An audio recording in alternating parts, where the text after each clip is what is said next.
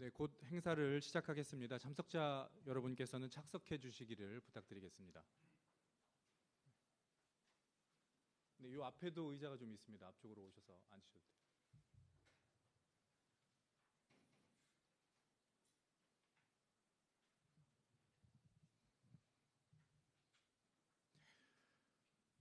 네, 한미협회와 대한상공회의소가 공동으로 주관하는 오늘 세미나에 참석해 주신 모든 분께 감사 말씀드립니다. 오늘 행사는 관세 협상이 국내 산업에 미칠 영향을 진단하고 무엇보다 향후 양국이 진정한 경제협력 동반자로 나아가기 위해 선결되어야 할 과제는 어떤 것들이 있으며 어떤 방향이 국익에 보탬이 되는지를 짚어보기 위해 마련했습니다. 이를 위해 통상 분야, 국제법 전문가분들과 주요 업종의 현황을 가장 잘 알고 계시는 전문가분들을 한자리에 모셨습니다. 끝까지 자리 함께해 주시면 감사하겠습니다. 그럼 이제 세미나를 시작하겠습니다. 먼저 최준경 한미협회 회장님의 인사 말씀이 있겠습니다. 박수로 맞이해 주시면 감사하겠습니다.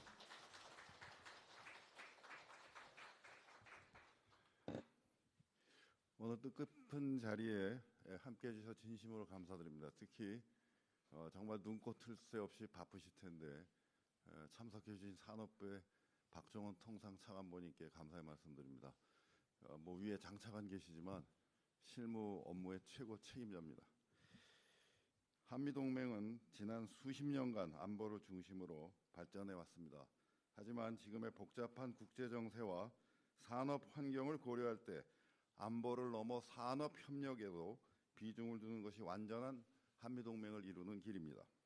따라서 한미동맹에서의 산업협력은 단순한 경제교류가 아니라 양국의 기술, 자본, 인재를 상호 연결해서 새로운 시너지를 창출하는 핵심 기반이 됩니다. 이러한 협력이 지속 가능하려면 양국의 상호 이익과 균형이 필수적입니다. 특히 어느 한쪽의 이익만 강조되는 상황은 단기적으로 성과가 있을지 모르지만 장기적으로는 양국 모두에게 손해입니다. 따라서 우리는 균형 잡힌 협상과 상호 보완적인 협력을 통해 실질적인 성과를 만들어야 합니다. 이러한 접근이야말로 양국 산업 발전과 전략적 동맥 강화에 기여할 것입니다. 또한 미래 산업 협력은 기술이나 자본의 교류에만 머물러서는 안 됩니다. 한국은 우수한 기술력과 함께 노동력을 제공할 수 있습니다. 현지에서의 합법적 근무가 쉽지 않은 현실은 산업협력의 한계를 만들고 있습니다. 노동 이민이 광범위하게 허용돼야 한다는 점을 강조하고 싶습니다. 양국이 인력 교류와 노동 이동의 장벽을 낮출 때 산업협력은 더욱 지속 가능하고 실질적인 성과를 거둘 수 있을 것입니다. 오늘 세미나가 단순한 정보 공유를 넘어서 한미동맹을 더욱더 강화하고 더불어 양국 산업협력의 새로운 방향을 모색하고 현실적이고 실행 가능한 협력 방안을 논의하는 자리가 되기를 바랍니다. 다시 한번 바쁘신 가운데서 참석하신 모든 분들에게 진심의 감사의 말씀을 드립니다. 감사합니다. 회장님 감사합니다. 이어서 박일준 대한상의 상근부회장님의 환영사가 있겠습니다.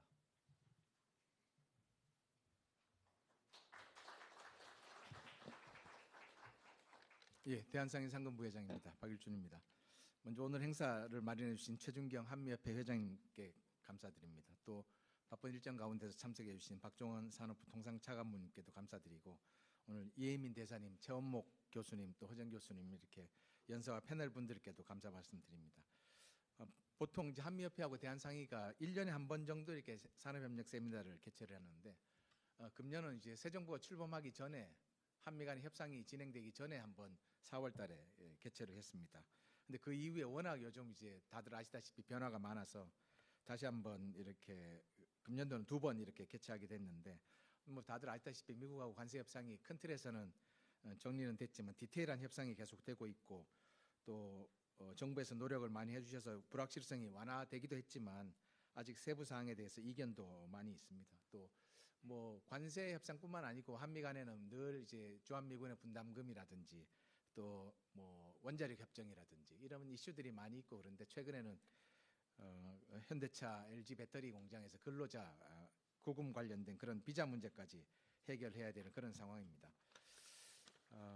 여러 가지 오늘 아침에도 통상교섭 본부장께서 이제 기업들 목소리를 좀 듣는 그런 기회가 있었는데 그때 기업들도 이제 나름 뭐 정부에도 필요한 그런 고민들이나 이런 건의 같은 것도 좀 하고 그렇게 했지만 또 그 중에 얘기 나왔던 것 중에 하나가 이제 우리가 늘 뭐 위기라고 쓰고 기회라고 읽는다고 하는 것처럼 여러 가지 최근에 어떤 국제 환경 특히 그 미국의 어떤 이 생각하는 그런 국제 질서가 변화가 많아서 우리가 예상하지 못했던 부분들도 많이 있고 또 그 상황들이 만만치 않지만 민간이 잘 힘을 좀 모아보자 하는 그런 얘기들이 많이 있었습니다.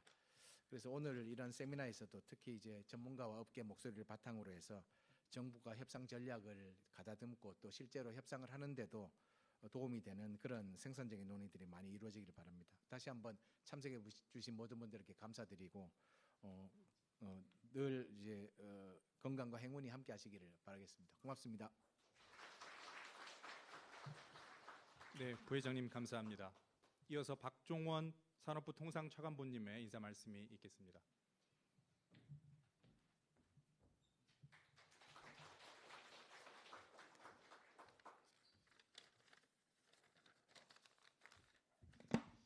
예, 반갑습니다. 산업부 통상차관보입니다. 박종원입니다. 먼저 이 자리에 불러주신 최준경 장관님 정말 감사드리고요. 그다음에 박일준 부회장님, 또 최원목 교수님, 이혜민 대사님 정말 만나 뵙게 되어서 반갑습니다. 또 참여해주신 패널 여러분들 정말 오랜만에 뵈어서 너무너무 반갑습니다. 오늘 한미 산업협력 컨퍼런스가 개최되는데요. 한미 양국은 잘 아시는 것처럼 지난 72년간 안보 동맹을 넘어서 교역, 산업, 첨단 기술 등 경제 전반에 걸쳐 상호 신뢰와 협력 관계를 구축해 오고 있습니다. 또한 잘 아시는 것처럼 한미 FTA를 통해서 양국 교역이 13년 만에 2배가 성장했고 또 우리 우수한 기업들이 미국에 반도체 등 첨단 기술 기지를 만들고 또 자동차, 배터리 등 제조 기반을 확충하면서 우리 미국뿐만 아니라 전 세계 공급망의 핵심 축으로 발돋움하고 있습니다. 또한 특히 반도체 분야에서는 우리가 이제 미국에 반도체 메모리를 또 미국은 시스템과 장비를 공급하는 그런 이제 윈윈의 강점을 이어가고 있습니다. 정부는 이러한 협력 모멘텀이 지속 확대될 수 있도록 현재 진행 중인 한미 간 관세 협상에서 최선의 결과, 즉 국익을 우선으로 하는 최선의 결과가 도출될 수 있도록 노력하겠습니다. 오늘 컨퍼런스에서는 관세 협상 영향과 산업 공동화 대응 방안 그리고 미래지향적인 한미 파트너십 구축 방안을 논의하는 것으로 알고 있습니다. 오늘 생산적인 논의를 통해 좋은 정책적 함의가 제시되길 기대하고 저희도 많이 배우겠습니다. 어려울 때일수록 지혜를 이제 모아야 된다고 합니다. 정부는 흔들림 없는 각오로 통상 불확실성을 걷어내고 우리 기업과 함께 성장할 수 있도록 최선을 다하겠습니다. 또한 업계와 함께 항상 소통하고 또 항상 말씀을 듣고 또 항상 그 의견을 정책에 반영할 수 있도록 노력하겠습니다. 민간에서도 힘을 보태주시기 바랍니다. 감사합니다. 네, 차관보님 감사합니다. 잠시 연단을 정돈하고 첫 번째 주제 발표를 듣도록 하겠습니다. 첫 번째 발표는 이혜민 한국외대 교수님께서 관세 협상 영향 전망 및 산업 공동화 대응 방안을 주제로 말씀해 주시겠습니다. 교수님 앞으로 모시겠습니다. 박수 부탁드리겠습니다.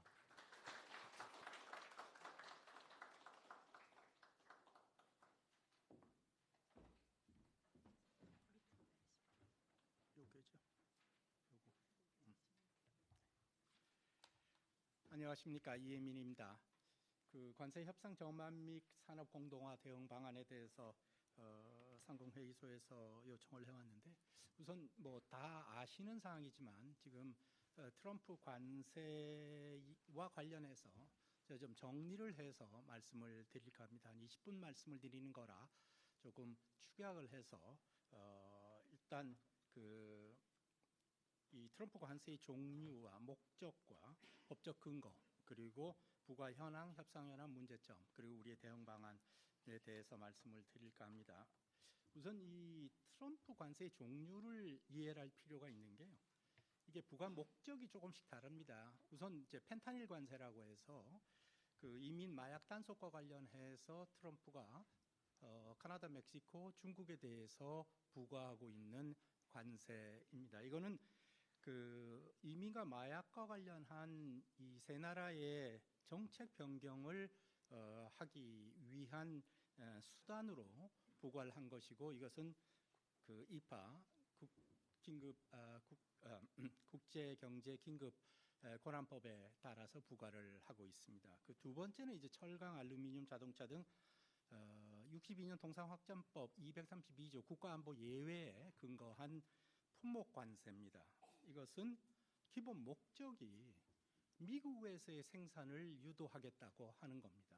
그래서 지금 뒤에 말씀드렸지만 자기네들이 제조업을 부흥을 시키려고 그러면서 핵심 산업으로 지정을 해서 미국에서 생산을 하게 하겠다 하는 것이 기본 목적입니다. 그다음 세 번째는 상호관세입니다. 상호관세도 역시 국제경제긴급권한법에 따라서 부과를 하는데, 이것은 재정 수입 확대와 협상용입니다. 기본적으로 재정 수입을 확대시키고 이걸 가지고 다른 나라의 관세 비관세 장벽을 철폐하고 선진국에 대해서는 미국에 대한 투자 펀드를 유치하겠다 하는 것이 기본 목적입니다.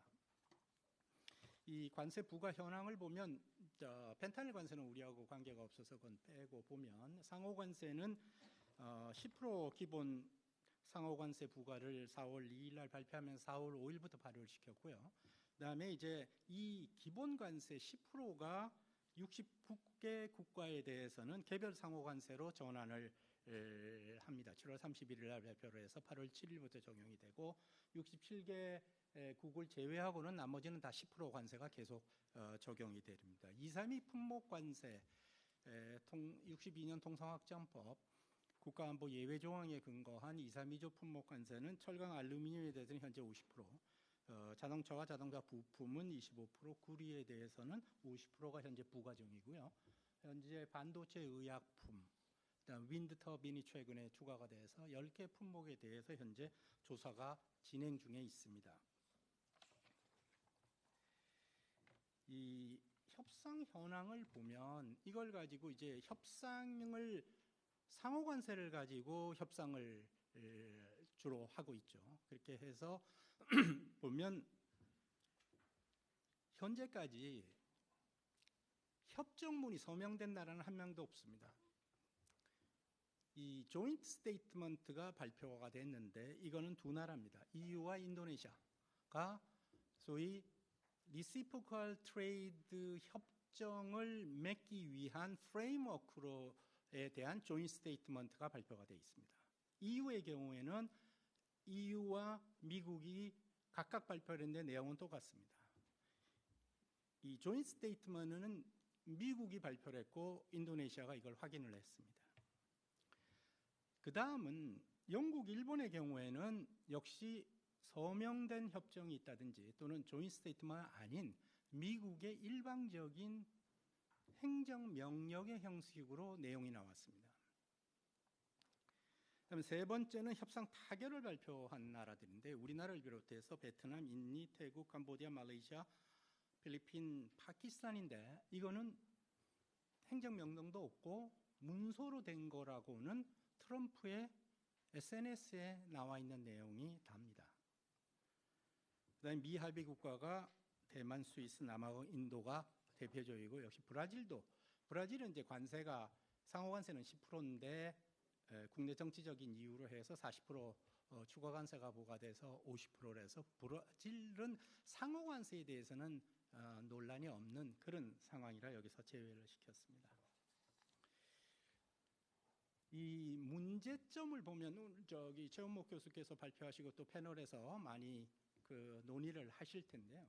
우선 가장 중요한 거는 지금 이제 투자 펀드 내용입니다. 투자 펀드에 대해서 한국과 미국 간의 이견이 상당하기 때문에 이 문제가 있습니다. 이 문제에 대해서는 다음번에서 논의가 될 거기 때문에 제가 몇 가지만 말씀드리면 가장 중요한 내용은 투자 펀드를 투자 펀드와 관련해서 투자 프로젝트를 선정하는데 일본의 경우를 가지고 말씀을 드리겠습니다. 우리나라는 아직 구체적인 내용이 발표된 게 없기 때문에 미국과 일본이 9월 4일 날 MOU와 관련한 내용 보도, 미국, 일본 양국이 공식적으로 MOU를 발표하지는 않았습니다. 단지 일본어판 MOU가 TV 도쿄 기자가 SNS에 올려서 그 내용을 보고 모든 나라 언론들이 다 분석을 한 건데요. 언론과 연구기관이 분석을 했는데 그거를 보면 투자 프로젝트를 선정하는데 일본은 전혀 관여를 하지 않습니다. 기본적으로 투자 프로젝트는 미국인으로만 구성된 인베스트먼트 커미티에서 선정을 하고 그것을 트럼프 대통령에 제안을 하면 트럼프 대통령이 최종 승인한다 이렇게 돼 있고, 다만 일본은 미국과 함께 이 컨설테이션 커미티에 참석을 해서 이 컨설테이션 커미티가 인베스트먼트 커미티에 대해서 어드바이스를 하고 전략적 의견을 제시하는 그런 상황입니다. 그러니까 일본은 컨설테이션 커미티를 통해서 인베스트먼트 커미티에 공고적 의견만 제시를 하고, 그 인베스트먼트 커미티는 미국인으로만 구성이 되고 미국 상무장관이 위원장이 돼서 최종 결정을 해서 대통령한테 건의를 하면 대통령이 최종적으로 결정한다 이렇게 돼 있습니다. 그러니까 투자 프로젝트를 선정하는데 일본은 참여를 하지 못하고 있는 겁니다. 두 번째는 이 투자 프로젝트를 선정을 해서 일본에 통보를 하면 영업일 45일입니다. 그러니까 한 2달입니다. 2달 내에 일본은 이것을 승인 여부를 결정을 하고 승인을 하면 미 상무부에 설치되어 있는 소위 인베스트먼트 엑셀러레이터의 구자로 달러로 송금을 해야 됩니다. 그러면 미국은 매 투자건마다 SPC를 만들고 이 SPC가 그 투자건을 운영 통제합니다. 이거는 미국과 또는 미국이 지정하는 대리인이 하도록 되어 있습니다. 역시 그래서 투자건을 운영하는 SPC에 일본의 관여가 없습니다. 세 번째는 투자 프로젝트를 거부를 하면, 일본이 거부하면 미국은 언제든지 관세를 다시 부과시킬 수 있는 소위 스냅백 조항이 들어가 있습니다.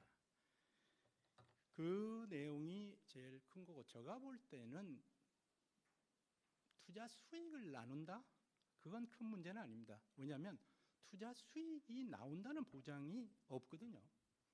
투자 수익이 나올기 유망한 프로젝트면 민간이 할 수 있을 텐데, 민간이 아니고 국가가 직접 개입을 한다 하는 것은 수익이 어떻게 될지 이건 불확실하다고 봅니다. 그래서 수익률보다는 기본적으로 일본이 투자 프로젝트 선정과 운영에 대해서 참여를 못하고 자금만 공유하는 그런 상황이 제일 큰 문제가 아닌가 합니다.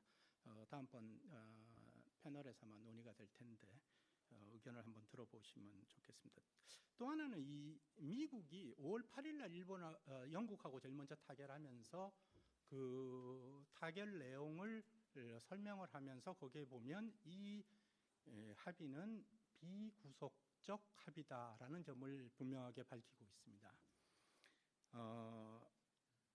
이것은 이제 2020년 트럼프 1기 때죠. 트럼프 1기 때 1월 15일에 발표하고 2월 1일부터 발효한 미국과 중국 간의 페이즈 1 어그리먼트가 있습니다. 이 페이즈 1 어그리먼트는 그때 2017년 기준으로 해서 중국이 미국 상품과 서비스를 2천억 불 이상 구매한다는 내용으로 되어 있는 건데요. 거기에 보면 분쟁 해결 절차가 있는데 읽어보면 협의하고 하지만 결국 해석은 각자가 한다는 거예요. 그러니까 소위 WTO 타입의 제3자가 참여하는 분쟁 해결 절차가 아닌 겁니다. 그때부터 시작을 해서 바이든 행정부 때 IPEF를 했죠. IPEF를 봐도 분쟁 해결 절차는 없습니다. 이번에도 분쟁 해결처가 없는 non-binding한 어그리먼트라고 미국은 분명하게 밝히고 있습니다. 이 분쟁 해결 절차가 없는 것과 관련해서 지난 8월 7일 날 그리어 USTR 대표가 뉴욕타임스에 기고한 걸 보면 이제 더 이상 미국은 WTO 타입의 시간이 그렇게 많이 걸리는 분쟁 해결 절차는 사용하지 않겠다 하는 점을 분명히 이야기를 하고 있거든요. 그럼 분쟁 해결 절차가 없으면 어떻게 되느냐? 그러니까 논 바인딩이라는 것을 안 지켜도 된다. 그러니까 그냥 합의하면 된다라고 생각하는데 그렇지 않습니다. 논 바인딩이라고 하지만 지키지 않았을 경우에 후과가 있습니다. 후과가 바로 미국이 관세를 언제든지 다시 되살릴 수 있다 하는 조항이 들어가 있는 거죠. 그리고 분쟁 해결 절차가 없으면 이 MOU의 해석상에 문제가 발생하면 결국 미국이 해석하겠다는 겁니다. 이게 제일 큰 문제입니다. 그래서 항상 이 협상을 할 때 이 WTO가 우루과이 라운드 86년부터 94년까지 협상을 해서 그때 만들었을 때 가장 중요한 거로 WTO 분쟁 해결 절차를 거론을 했습니다. 국제법상 아주 획기적인 분쟁 해결 절차였습니다. 모든 분쟁을 WTO로 가져와서 이 WTO에서 독립적인 패널이 WTO 협정 위반 여부를 결정을 하는 것으로 그렇게 돼 있었기 때문에 그 당시에 가장 소위 그게 핵심이다라고 하기까지 이르렀는데 그때 그것은 미국이 강력하게 주장을 해서 그렇게 된 겁니다. 미국이 86년의 우루과이 라운드를 발족시키기 위해서 각국들한테 뭐라고 했냐면 이 뉴 라운드에 참여를 해서 이러한 분쟁 해결 절차가 마련되면 301조에 따른 일반적 조치 안 한다고 그랬습니다. 그걸 약속을 하고 들어와서 이렇게 분쟁 해결 절차를 만들었는데 사용하다 보니까 결국 큰 문제점이 첫째로서는 이게 너무 시간이 걸린다는 문제점이 발견이 된 거예요. 3년 이상 걸리고 또 항소까지 하면 1년 더 걸리고 이행과 관련해서 또 분쟁이 있으면 이행 패널로 가야 되면 5년씩 걸립니다. 그리고 또 하나는 위반이라고 판정을 해도 제재 조치가 없습니다. 제재 조치라고 하는 것은 위반인 조치를 더 이상 안 하면 되는 거예요. 그러니까 사실은 이것마저도 국제법상으로는 획기적인 진전이었지만 실효성이 없는 겁니다. 그리고 이 WTO의 분쟁 해결 절차가 특히 보조금이 워낙 약하게 돼 있기 때문에 중국의 스테이트 캐피탈리즘을 막지를 못했습니다. 이러한 근원적인 문제 때문에 미국이 이제 더 이상 WTO 타입의 분쟁 해결 절차는 사용하지 않겠다라고 한 겁니다. 그래서 이제 문제가 합의를 해보면요, 그 합의가 모든 사항을 다 어드레스 할 수는 없습니다. 항상 논란의 여지가 있습니다. 그러면 논란의 여지가 있을 때 그것을 분쟁으로 가서 해결을 해야 되는데 그것을 일방적으로 한 나라가 해석하게 되면 이 합의의 안정성이 확보가 되지 못하는 그런 점이 있습니다.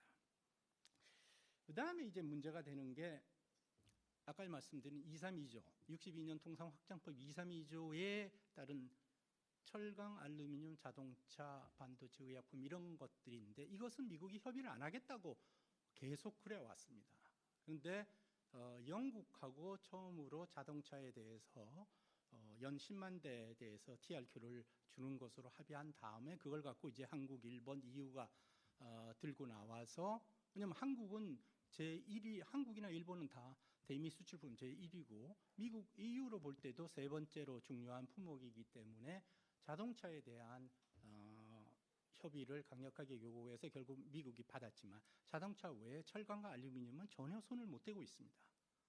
그래서 왜냐하면 232조의 목적 자체가 그 산업의 제조를 미국에서 하고자 하는 거기 때문에 협상 대상이 안 된다는 겁니다. 그래서 협상 대상이 된 게 상호 관세가 대상이고 232조 품목은 상당히 제한적으로 결국 자동차만을 갖고 지금 협의를 하는 그런 상황에 있는 겁니다. 그다음에 이제 그 7월 2일 날 베트남과 합의를 발표를 할 때 트럼프 대통령의 SNS에 트랜시먼트에 대해서는 40%의 관세를 부과한다라고 발표가 돼 있고 7월 31일 날 상호 관세 부과를 발표를 하면서 역시 미국이 환적 상품에 대해서는 40%의 관세를 부과한다. 이렇게 돼 있습니다. 근데 환적 상품이 무엇을 말하는지 정의는 없습니다. 정의를 이제 곧 미국이 발표한다고 했는데 이것은 대표적으로 이제 중국에 건양을 한 거죠. 중국이 멕시코나 동남아 등을 통해서 우회 수출을 하고 있는 것에 대해서는 40%, 지금 베트남은 20% 관세가 부과되고 다른 동남아는 19%인데 환적 상품은 40%니까 2배를 때리겠다는 거고, 어떤 것이 환적 상품으로 구성이 되느냐는 없는데, 만약에 이제 이것은 기본적으로 국제통상에서 원산지를 규정을 할 때 가장 기초적인 게 최종 실질적 변형이 일어난 국가가 원산지입니다.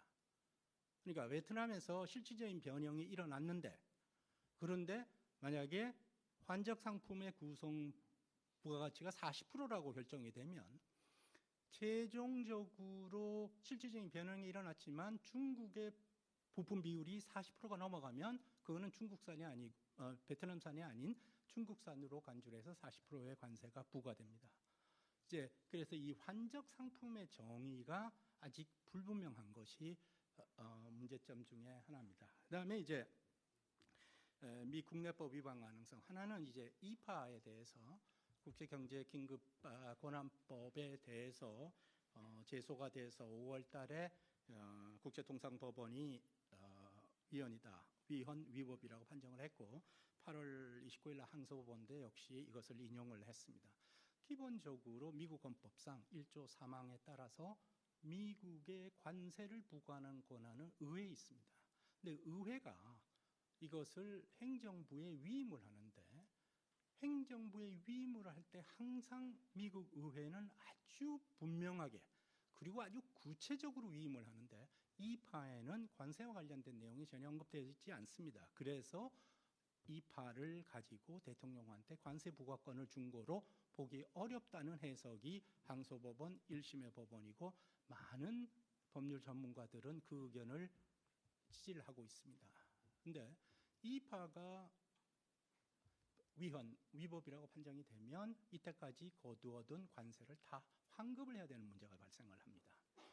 현재까지 보면 약 700억 불 정도가 상호관세에 따라서 부과를 했는데 그것을 다 환급해야 되는 문제가 생기고, 플랜 B를 통해서 각종 다른 통상법 규정을 확용해서 62년 232조나 74년 각종 조항을 이용해서 다시 부과를 하더라도 이파와 달리 이파는 일단 긴급 상황이 있다라고만 선언하면 부과를 할 수 있거든요. 근데 이것은 조사라는 301조도 조사를 거쳐야 되고 조사 거친 후에 부과를 해야 하기 때문에 시간이 걸리는 그런 문제가 있고, 또 말씀드린 대로 환급해야 되는 문제가 있어서 이제 대법원에 상고를 하면서 신속히 판결해달라고 해서 11월 초에 지금 이제 구두 변론이 시작되니까 연말까지는 판결이 됐는데, 이것은 근데 이파만 해당이 되는 겁니다.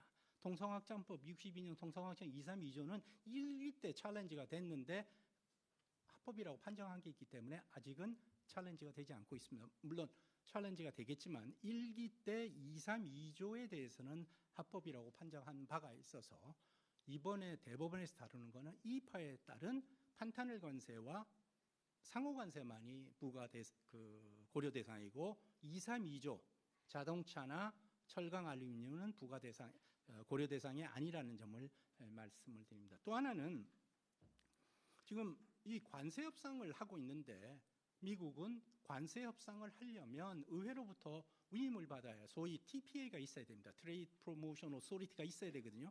근데 트레이드 프로모션 오소리티가 없는 상황입니다. 그럼에도 불구하고 지금 다른 나라랑 관세 협상을 하고 있는데 여기에 대해서 트럼프 행정부는 첫째, 이거는 우리가 체결하는 건 다 논바인딩이다. 그래서 의회의 승인을 받아야 될 게 없다. 두 번째, 미국의 관세는 건드리지 않는다. 다른 나라의 관세, 비관세만 건드리는 것이지 우리의 관세는 건드리지 않는다라는 것으로 디펜더를 하고 있지만 내년도에 중간선거에서 의회 진영이 바뀌면 이게 유지가 될지 그것은 불확실한 그런 상황입니다.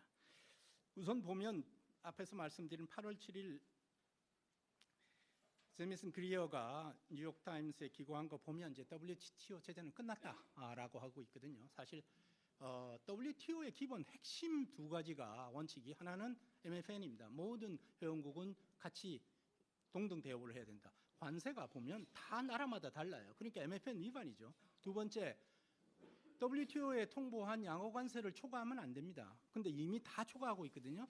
WTO의 기본 핵심 두 가지 원칙을 위반하고 있는 미국의 조치이기 때문에 이 WTO 체제는 이제 붕괴되었다라고 할 수 있습니다. 다만 이게 미국과의 관계에서 붕괴된 것이지 그 나머지 국가, 우리와 EU, 우리와 아세안은 아직도 WTO에 의해서 규율되는 관계라는 것을 제가 강조를 하고 싶습니다. 그다음에 이제 지금 투자 펀드에 따라서 미국에 대해서 투자가 확대가 되면 국내 산업의 공동화가 좀 더 확대가 될 그런 우려가 있고 한데, 그래서 이제 이 관세 회피만을 위해서 특히 중소기업들이 미국에 투자를 하는 것은 상당한 리스크가 있다 하는 점을 고려를 해야 됩니다. 그리고 동남아도 베트남 20%죠. 각종 동남아들 제한 19%입니다.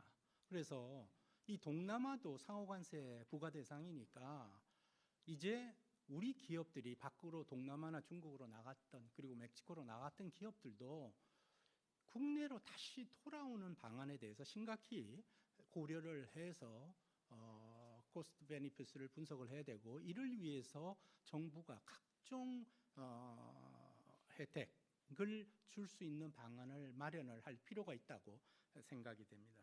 그리고 말씀드린 대로 미국은 WTO가 끝났다고 그러지만 그 외의 국가하고는 우리가 WTO에 규율되고 있는데, 지금 WTO 체제가 붕괴된 상황에서는 우리가 이 규범에 기초한 국제통상 질서를 강화 확대하는 데 적극적으로 참여를 해야 됩니다.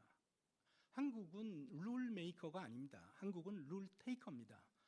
우리 기업으로서는 이게 좋든 싫든 분명한 규정이 있는 게 중요합니다. 그래서 이 국제 법률에 기초한 국제 통상 체제가 마련될 수 있도록 우리가 CPTPP나 다자간 잠정 중재 협약에 조기 가입을 해서 국제 통상 체제의 규범화에 기여할 수 있는 방안을 모색하는 것이 필요하다고 생각을 합니다. 이것으로서 제 말씀을 마치도록 하겠습니다. 감사합니다.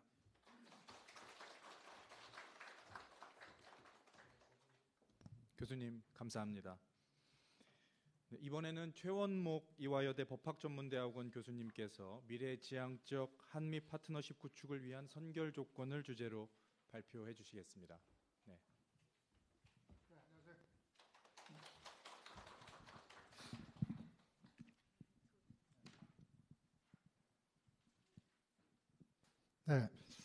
네, 저는 뭐 학자고요. 우리가 이렇게 무슨 정부의 무슨 협상안을 뭐 이렇게 논의하고 그런 자리는 아니고 브레인스토밍을 하는 그런 자리라고 생각하기 때문에 조금 객관적으로 말씀을 드리는 것도 도움이 되지 않을까 생각이 됩니다. 우리가 현실을 조금 잘못 알고 있는 경우도 있고 하기 때문에 팩트 체크를 3가지 정도는 조금 확실하게 할 필요는 있다. 저는 그렇게 생각을 하고 있습니다. 이 트럼프 시대가 얼마나 갈까 하는 거하고요. 상호관세 체제의 미래, 현재는 그런데 미래는 어떻게 될까 하는 거하고, 한미 FTA 체제가 과연 양국 간에 주축을 이루고 있는데 양국 간에 이렇게 합의한 내용이 좀 오해돼서 특히 한국인들에게 인식되고 있는 측면이 있는 것 같습니다. 이 3가지가 앞으로 대응 방안을 마련하는 데 상당히 중요하다고 생각하기 때문에 제 나름대로 생각하는 객관적인 의견을 좀 말씀을 드리겠습니다. 트럼피즘이 뭐 한 재선까지 했으니까 앞으로는 뭐 조금 사그러지지 않을까. 또 중국도 좀 결국에는 중국이 부상할 거고. 그래서 미국의 트럼피즘은 뭐 그렇게 오래가는 트렌드는 아니다. 좀 이렇게 트랜지토리한 체제가 아닐까 이렇게 생각하는 분도 계시는데 제 생각은 좀 많이 다릅니다. 미국이 이제 글로벌리스트와 내셔널리스트 간에 상당히 30년에 걸친 투쟁이라고 할까요? 뭐 논리 싸움이 있었다고 생각하고요. 왼쪽에 글로벌리스트들이 주장하는 뭐 글로벌 이코노믹 헤지모니나 저런 걸 위해서 미국 기업들과 정부가 함께 가야 된다 이런 주장들, 또 기후 변화에 대한 대응이 굉장히 중요하다. 서스테이너블 디벨롭먼트를 위해서 뭐 친환경 정책을 굉장히 앞으로의 미래 산업으로 가야 된다 이런 주장들. 그래서 이제 서스테이너빌리티 유니래터리즘을 이제 막 치고 나오면서 EU도 사실 요즘에 그 서스테이너빌리티 유니래터리즘 쪽으로 막 강조를 하고 있는데, 저런 미국의 저 파란색으로 표시된 저런 논리들은 패배했다. 패배가 확인이 됐다. 저는 그렇게 생각하고, 오른쪽에 있는 이코노믹 헤지모니는 인디펜던트 해야 된다는 생각. 그게 미국은 확고하게 자리 잡고 있다고 생각이 되고, 서스테이너블 디벨롭먼트 시대는 이미 갔고 시큐리티 디벨롭먼트가 확실히 미국의 앞날이다 하는 것에 대한 상당한 공감대가 형성됐다고 보고요. 그래서 결국은 내셔널 시큐리티 유니래터리즘이 미국을 지배하는 논리다 그렇게 생각이 됩니다. 그래서 왼쪽 트랙은 어느 정도는 상당히 비등하게 오른쪽 트랙과 논리 싸움을 했는데 지금은 오른쪽 트랙으로 승리가 확인된 거라고 보고요.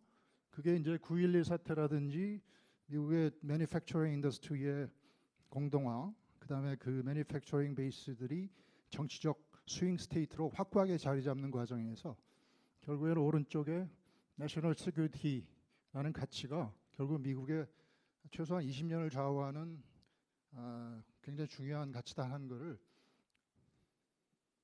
꺼졌죠? 네. 확인하면서 미국과 중국 간의 헤지모니와까지 겹치면서 결국 오른쪽 트랙이 트럼피즘으로 대변되고 있기 때문에 이거는 일시적인 현상은 아니다. 최소한 20, 30년은 미국을 지배할 것이다. 그렇게 생각이 되고요.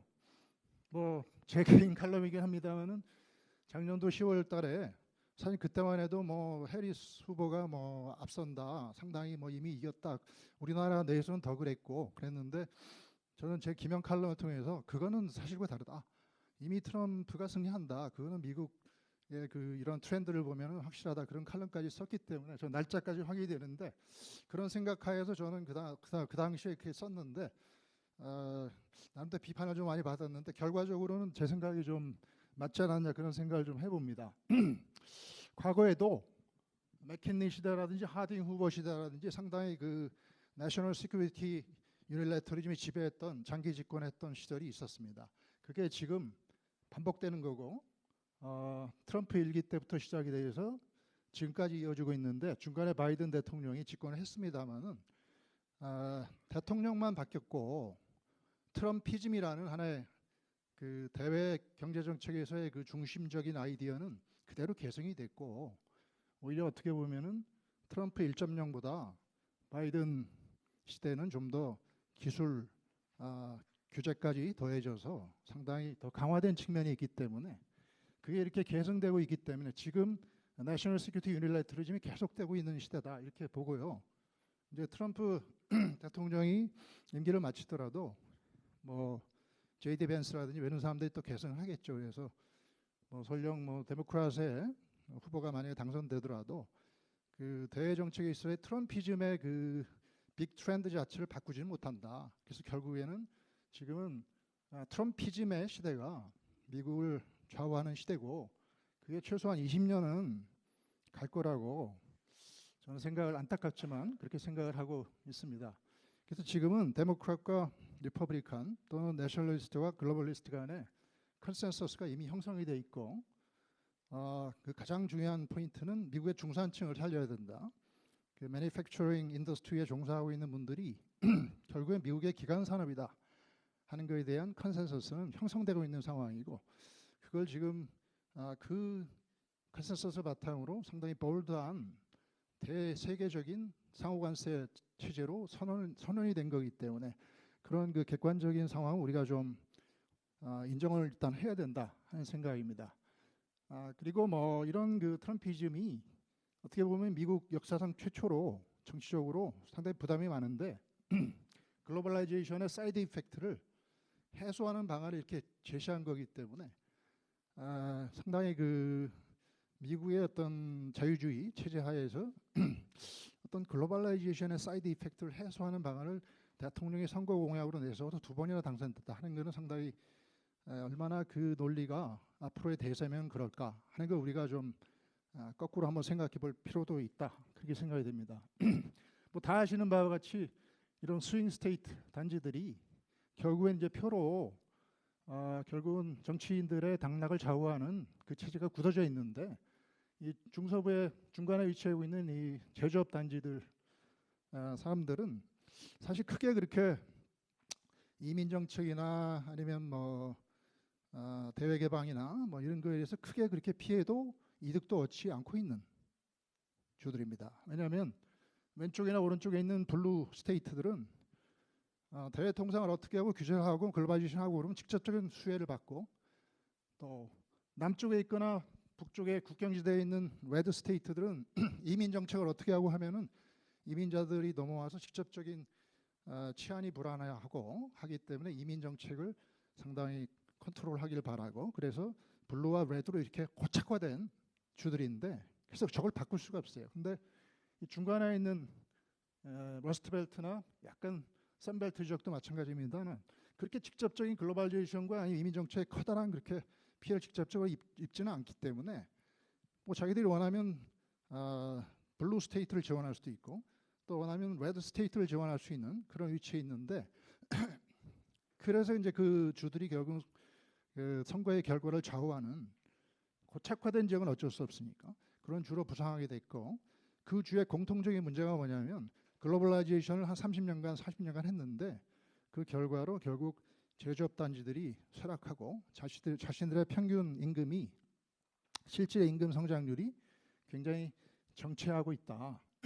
그 문제를 해결해 주는 사람만이 미국 대통령이 될 수 있다 하는 게 미국의 정치 현실인 것 같습니다. 그래서 우리가 시간이 없으니까 제가 자세히 설명하기는 좀 그렇습니다만 브랑코 밀라노비치라고 하는 그 월드뱅크의 에코노미스트가 엘리펀트 커브라는 거를 만들어서 발표를 했죠. 그래서 이게 굉장히 지금 유명한데 이게 코끼리처럼 생기지 않았습니까?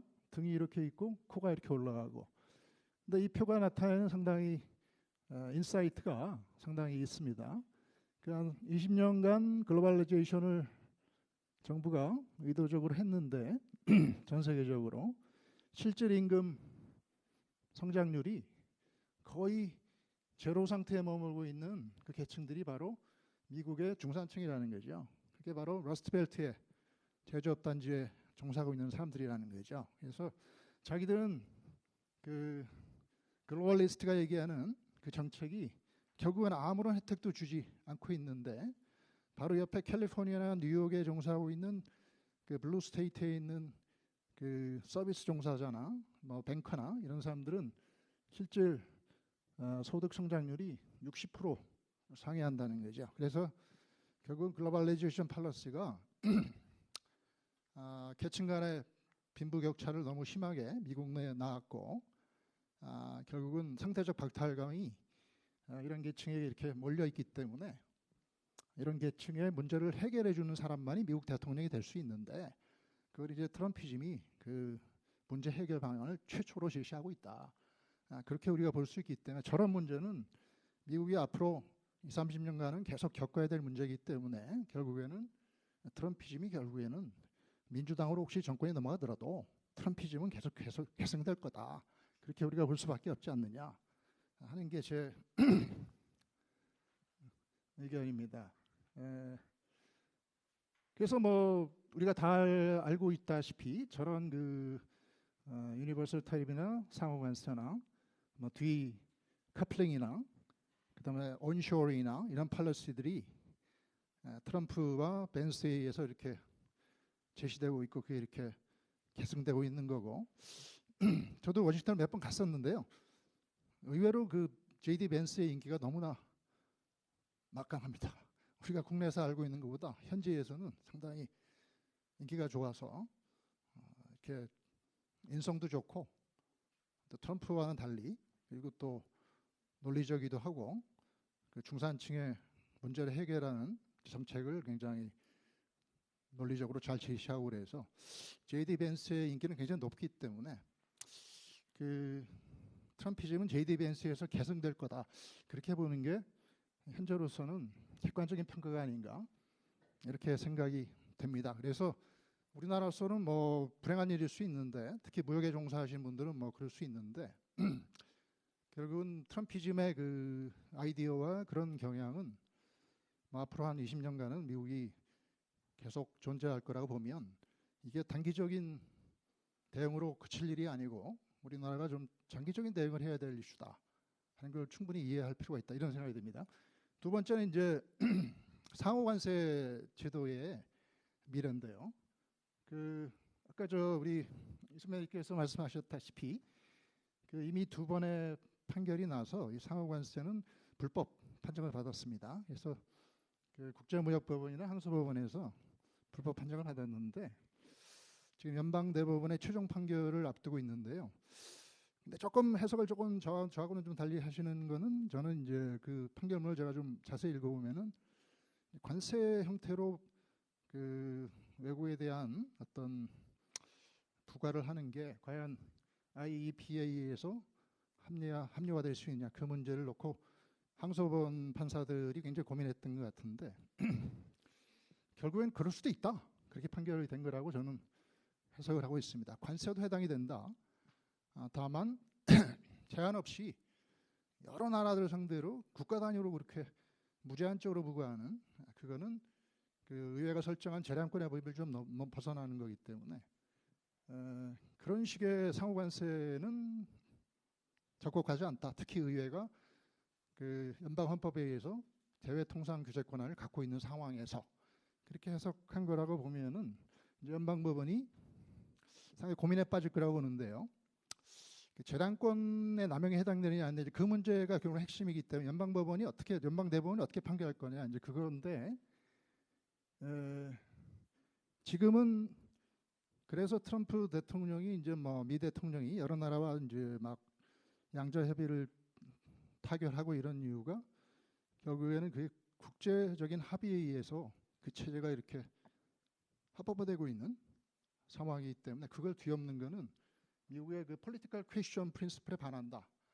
그런 논리를 내세워서 대법원을 이게 설득할 거로 예상이 됩니다. 그래서 결국은 지금은 국제 합의 체제가 막 이렇게 발전하고 있는 새로운 사정 변경이 생겼기 때문에 대법원이 특히 political question을 상당히 전통적으로 중시하고 있는 상황에서 그런 걸 뒤엎으면서까지 그걸 불법화로 확인할 거냐 하는 것은 또 다른 차원의 문제가 아닌가. 요시다나 댐스무어나 이런 선례들이 있어서 대통령의 재량권을 어느 정도 인정해주는 경향이 특히 있는 그런 전례도 좀 있기 때문에 앞으로 대법원의 최종 판결이 어떻게 날지는 상당히 저도 궁금한데요. 근데 이제 제가 뭐 트럼프 미 대통령의 뭐 머릿속에 있는 것도 아니지만 한번 그 머릿속에 한번 들어가서 한번 과연 어떤 생각으로 지금 이거를 그 일을 벌였는지를 한번 제 나름대로 한번 추측을 해보면은 우리로서는 악마적인 발상이고 미국으로서는 천재적인 발상일 수 있는데 어떻게 생각하냐면은 지금 저 두 번의 그 하급법원 판결은 애초에 상호관세 제도를 미국으로부터 흑자를 보는 모든 나라에 이렇게 선언한 그 체제 자체가 불법이라는 거예요. 재량권에 벗어난다는 얘기인데, 근데 지금 한두 나라 뭐 큰 나라하고 이렇게 협상을 타결해 나가잖아요.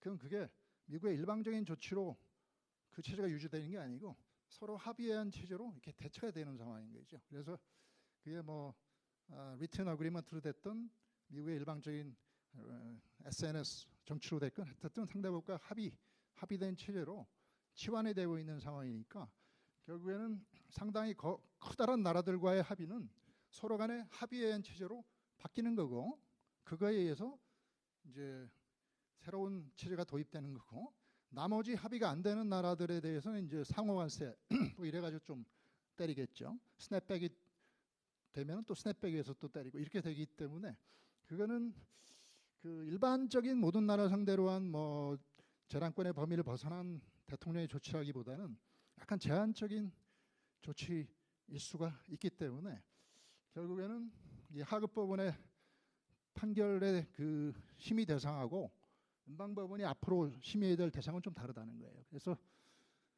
우리나라가 만약에 좀 버티면서 연방대법원의 판결이 날 때까지 버티면 그럼 좀 불법 판결이 좀 확인이 되면 뭐 우리나라는 좀 협상의 레버리지가 굉장히 커질 거 아니냐 이렇게 생각하는 상당히 저는 위험하다고 생각합니다. 그래서 결국에는 대법원이 결국 판결해야 될 그 서브젝트 매터가 바뀐다. 상당한 나라들과 이미 협상을 타결했고 타결하지 못한 나라들 좀 제한적으로 뭔가 이렇게 상호 관세를 물리는 그런 새로운 체제가 도입하는 그거에 대한 판결을 그 연방 대법원이 할 거기 때문에 이 항소법원이 판결했다시피 모든 나라를 상대로 상호 관세를 하는 것은 대통령의 권한을 벗어난다. 그렇게 판결하지는 않을 거기 때문에 어떻게 보면은 합헌 판결이 내려질 가능성도 상당히 있고 또 그걸 노리면서 지금 미국 백악관이 여러 나라와 이렇게 합의를 리튼 어그리먼트든 오럴 어그리먼트든 이렇게 추진하고 있는 이유가 바로 거기 있다. 처음부터 그걸 생각하고 타임 프레임을 그렇게 세워서 하나 둘씩 각계 격파하고 있는 상황이다. 저는 그렇게 판단을 하고 있습니다. 그래서 문제가 상당히 심각하다 그런 얘기고요. 그래서 IEPA에 관련된 문구가 언더라인 돼 있는데 저기에는 이제 임포테이션에 대한 규제, 애니 프로퍼티에 대한 임포테이션에 대한 규제, 저 말에는 이제 관세 부과도 좀 포함이 된다.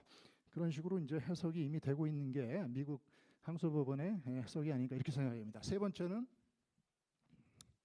한미 FTA를 통해서 이제 우리가 그동안 합의한 게 도대체 뭐냐 하는 걸 생각해 볼 필요가 있는데 뭐 WTO는 WTO고 또 우리는 특별히 또 관세를 소위 면제하기로 한 한미 FTA가 있기 때문에 미국이 지금 우리나라 상대로 까지 그렇게 하는 건 사실 한미 FTA 위반일 수 있고 뭐 그렇게 우리가 이해할 수 있는데 사실 안타깝지만 우리나라는 저를 미국과 이미 합의를 했다고 저는 해석이 됩니다. 한미 FTA 국가안보예외 조항이 그 상대방 국가가 만약에 국가안보 체제라고 선언하고 어떠한 조치를 취하면 모든 협정 위반 조치는 정당화되는 걸로 서로 이해하는 걸로 국가안보 조항이 그렇게 한미 FTA에 이미 합의가 돼 있다. 그건 내셔널 시큐리티 유니라이트를 반영해서 미국이 그 조항을 이렇게 집어넣은 거다. 그렇게 해석이 됩니다. 그래서 원래 게트 21조에 국가안보예외 조항이 있는데 거기에는 이렇게 필수 안보 이익에 관련되는지 여부 또 비상 시에만 그걸 발동할 수 있다는 제한 이런 게 이렇게 제한 조건이 있는데요. 이게 러시아 우크라이나 WTO 케이스에서 대대적인 논쟁을 겪었었습니다. 그래서 러시아가 우크라이나의 교통로를 이렇게 차단하니까 그게 이렇게 우크라이나가 러시아를 제소해서 근데 러시아는 이거 국가안보예외 조항이야. 그러면서 WTO 21조를 내세웠는데 패널이 이제 세 가지 요건이 있는데 중단 안보일이 해당되느냐, 국가관계, 국제관계 긴급 시에 발동되는 조치냐, 필요한 조치냐 이 세 가지 요건이 있는데 그걸 발동한 나라가 자체적으로 해석하는 재단권에 적용되는 것은 필요한 조치에만 해당이 되고 나머지 중단 안보익인지 국제관계 긴급 시에 해당되는 여부는 발동하는 나라가 스스로 주장하는 게 아니고 패널이 객관적으로 심사하고 또는 신의 성실 원칙에서 심사하는 거야. 이렇게 판결을 해서 그 WTO의 그 판례가 이렇게 형성이 됐는데 미국도 저기 제3자 참여를 했어요. 그래서 제3자 참여라는 게 있습니다. 국제 재판에는. 그래서 미국은 패널이 저렇게 판정하지 않도록 세 가지 원칙을 모두 그 발동하는 나라가 스스로 셀프 프로클레이션 할 수 있도록 해석해야 된다고 끝까지 주장을 했는데 WTO 패널이 그걸 받아들이지 않고 하나만 판단 제한권이 있다고 판단했기 때문에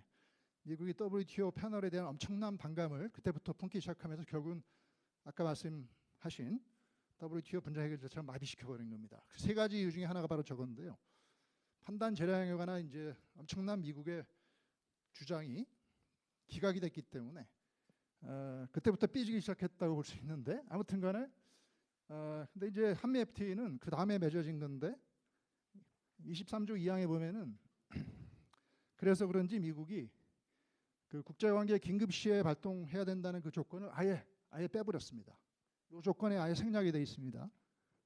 그리고 필수 국가안보 이익에 관련된 여부도 오온이란 말을 집어넣어서 스스로 그걸 판단할 수 있도록 말을 바꿨습니다. 그래서 그걸 한미 간에 사인을 한 상황이기 때문에 이제는 필요성에 관한 것도 스스로 판단할 수 있고 그 필수 안보 이익도 스스로 판단할 수 있고 이 효과는 아예 없고 뭐 이런 식으로 해석되는 게 맞다고 보면은 그 WTO 패널 판정보다도 그거에 불만을 갖고 있는 미국이 그 다음에 체결된 FTA들을 자기들이 원하는 해석이 이루어지게끔 전부 제안해서 그거를 관철시킨 상황이기 때문에 지금 상황은 미국이 IEPA나 뭐 62년 통상법의 232조나 이거 다 마찬가지입니다. 국가안보가 위협을 받는다고 생각될 때 미국이 취할 수 있는 조치를 말하고 있는 건데 62년 통상법은 국가안보라는 게 굉장히 광범하게 돼 있고 IEPA는 국가안보의 위협이 외부적인 요인으로부터 주로 오는 경우만 한정하는 거예요. 그래서 어쨌든 국가안보 위협을 셀프 프로클레이션 하면서 미국이 한국에 대해서도 조치를 취하고 있고 이 조항에 의해서 정당화된다고 미국은 주장할 거기 때문에 사실 우리나라로서 그렇게 레버리지가 많은 상황이 아니다. 저는 그렇게 생각합니다. 우리나라가 협상할수록 레버리지가 많은 게 아니다. 그렇게 판단하는 게 맞다. 안타깝지만 그게 제 해석이고요. 그래서 이제 레버리지가 적더라도 이제 우리나라가 뭐 어차피 그대로 100% 수용할 수 없잖아요. 그래서 협상을 해 나가야 되는데 뭐 관세 협상 자체에 관한 수익 분배 구조 같은 거를 저는 오랄 합의로 그치면 안 된다고 생각해요. 오히려 그거는 미국의 해석이나 미국의 주장을 오히려 앞으로 과도하게 이끌어들이는 측면이 있기 때문에 분명히 리튼 합의로 그 구조는 분명히 명시하는 게 맞다. 리튼 어거리먼트가 필요하다. 이렇게 생각이 되고요. 연방대법원이 최종 판결이 어떻게 날지는 아직 정해지지 않은 거니까 뭐 불법 판정이 날 수도 있는 거 아닙니까? 그럴 경우에 어떤 우리나라의 보상 조항이란 이런 것도 넣어야 된다고 생각되고요. 전문직 비자 문제라든지 뭐 세액공제 문제 이런 것도 서로 문서화해서 어차피 미국이 원하는 걸 대폭 우리가 수용하는 마당에 분명히 얻을 것을 분명히 리튼 어그리먼트로 얻어내는 게 필요하다고 생각하고요. 사실은 통상 자체로서 우리가 얻어내는 게 저는 그렇게 우리는 최선을 다해야 되겠지만 그렇게 많지는 않다고 보면 오히려 통상 외적인 이슈로 얻어내야 될 것도 오히려 더 많지 않을까 저는 그렇게 생각이 됩니다. 그래서 트럼프 중에 용인하는 한 뭐 재농축 재처리 비율을 좀 정해서 우리가 좀 원자력 협정을 좀 개정해서 좀 일본만큼은 유사시에 핵전력을 할 수 있는 준비를 갖출 수 있는 재처리 재농축 한도를 좀 설정받는다든지 또 방위비 분담률을 뭐 특정 기간 동안 동결받는다든지 뭐 이런 것도 같이 패키지들로 협상을 해서 뭐 반드시 트럼피즘이 한국이 그런 거 하지 마라 그렇게는 얘기하고 있지는 않다고 생각합니다. 왜냐하면 한국이 그 능력이 그만큼 빌드업되면 오히려 중국을 견제할 수 있는 뭐 러시아를 견제할 수 있는 능력은 늘어나는 거기 때문에 트럼피즘 입장에서 볼 때 그게 반드시 부정적인 방향은 아니기 때문에 우리가 얻어낼 수 있는 통상 외적인 이슈들도 상당히 있다고 보면 우리가 제시하지 않기 때문에 저쪽에서 생각 안 하는 거죠. 그러니까 패키지 딜로 제시를 하면서 가는 게 맞다고 보고요. 또 우리가 이제 대외 투자를 할 때 앞으로는 기업 입장에서는 지금 뭐 소스 머티리얼의 다변화라든지 뭐 상품의 다변화 이런 것만 생각하는데 이제 투자의 다변화가 반드시 필요하다. 그래서 뭐 우리나라의 주요 전자 제품들이 전부 해외 현지에 수출되고 있는 체제 아닙니까? 지금 전부는 아니고 50% 이상이 수출되고 제조되고 그게 이제 미국으로 하고 있는 상황이니까 우리나라가 투자할 때 미국의 어떤 상호관세 보복이 선별적으로 이루어질 만한 나라에 이렇게 투자를 하는 것은 굉장히 위험하다 하는 걸 생각하면서 아예 해외 투자 결정에 그 상호관세 리스크, 현지 그 국가의 리스크를 함께 생각하면서 투자 결정을 해야 된다. 그래서 최근에 뭐 특정 기업을 얘기해도 되는지 모르겠네요. 뭐 이런 기업은 무슨 뭐 의약품을 새로 만들어서 뭐 해외 대량 생산 그 체제를 갖추려고 하는데 어느 나라에서 생산하는 게 가장 좋을까라는 걸 생각하면서 싱가포르라는 나라를 선택했대요. 왜냐하면 그 싱가포르이 대미 교역에 있어서 리스크가 굉장히 적기 때문에. 그래서 앞으로는 투자 결정에 있어서의 다변화가 굉장히 중요하다 이런 말씀을 드리고요. 뭐 또 하나 뭐 이런 문제들은 우리가 이제 디스커션이 있을 거라고 보여요. 우리나라의 그 국내 정치적 체제의 공정성과 선거의 공정성 이런 것도 미국에 당당하게 보일 수 있는 우리 스스로의 그 개혁 조치도 과감하게 취해서 미국 대통령이 뭐 숙청과 혁명 이런 발언을 했잖아요. 그런 발언이 나오지 않도록 우리 스스로 그런 대내 체제를 갖추어서 그 투명성 있게 제시함으로써 우리가 이렇게 협상의 레버리지를 좀 빼앗길 수 있는 그 측면을 미리미리 우리 스스로 보완하는 것도 굉장히 중요한 장기적인 과제라고 생각합니다. 20년간 협상을 해야 되기 때문에 그렇게 결론 내면서 마치도록 하겠습니다. 감사합니다. 네, 교수님 감사합니다. 이번에는 패널 토론 순서를 갖겠습니다. 잠시 연단을 정리하는 동안 토론에 참여해 주실 전문가분들을 소개해 드리도록 하겠습니다. 모더레이터 역할은 방금 발표해 주신 최원목 교수님께서 맡아주시겠습니다. 토론자로는 허정 국제통상학회장 겸 서강대 경제학과 교수님, 김주홍 자동차 모빌리티 산업협회 전무님, 안기현 반도체 산업협회 전무님, 정석주 조선해양플랜트협회 전무님, 최종서 배터리산업협회 상무님께서 참여해 주시겠습니다.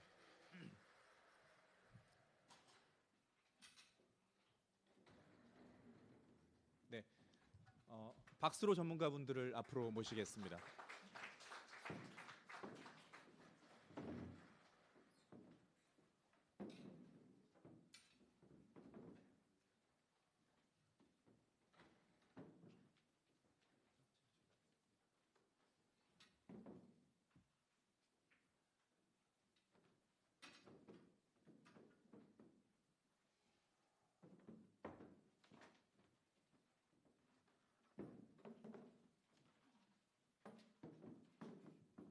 네, 전문의 상무님.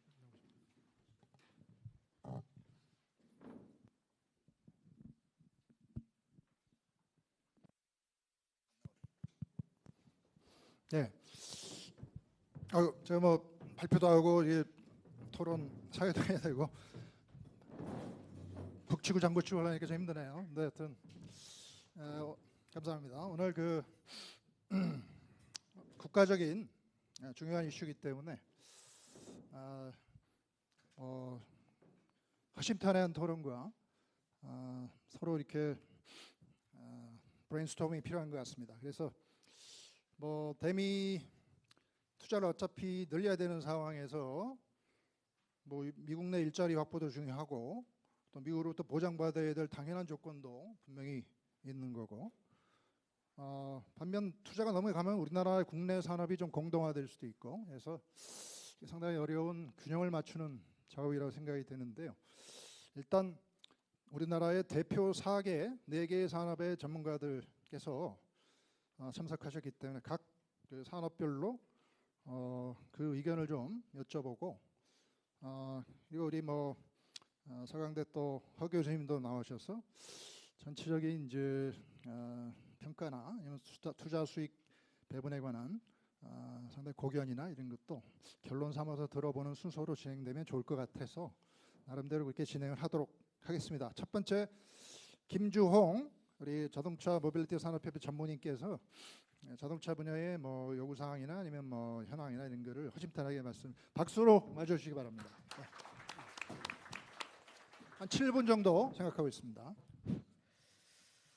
예, 감사합니다. 저는 자동차 모빌리티 산업의 김종 전무고요. 우선 저희 그 자동차 그 관세 때문에 정부에서도 그동안엔 많은 노력을 해주셔가지고 일단은 그 미국 시장에서 어떤 불확실성을 많이 해소했고 그래서 이제 당초 25%에서 이제 15%로 인하가 됐는데요.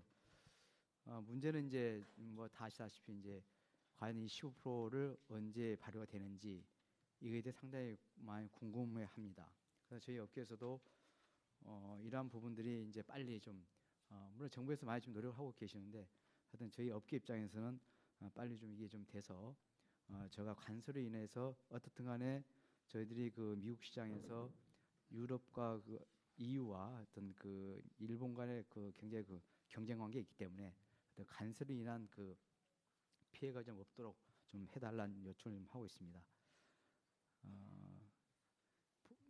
예전에는 저희들이 이제 그 관세가 있기 전에는 저희들이 그 한미 FTA 때문에 그 제 자동차 같은 경우는 이제 무관세였고, 그다음에 이제 그 일본이나 EU는 미국 시장에서 2.5% 관세를 하고 있었는데, 이런 부분이 다 이제 없어지다 보니까 저희들 같은 경우는 이제 그 이들 국가와의 그 경쟁력이 많이 떨어지고, 그러다 보니까 이제 상대적으로 이제 관세로 인한 어깨 피해가 좀 있다, 이제 그런 얘기가 좀 많이 나오고 있습니다.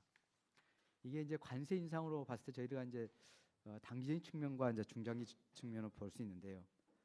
단기적인 측면에서는 일단 무엇보다도 저희들이 그 미국 자동차 수출에서 미국에 하고 있는 수출이 거의 51% 정도 차지합니다. 절반 이상 차지하고 있기 때문에 저희들이 미국에 의존한 비중이 상당히 높기 때문에 저희들이 이 그 관세가 만약에 인상돼서 될 경우에 저희들이 여기에 대한 수출이 많이 감소될 거다. 그래서 당장 저희들이 작년 같은 경우는 저희들이 이제 미국 수출이 최대 실적을 발휘했었는데, 금년 들어와서는 지금 그 금액 기준으로 봤을 때 마이너스 15.1%를 지금 기록하고 있습니다. 8월 누계인데요, 8월까지.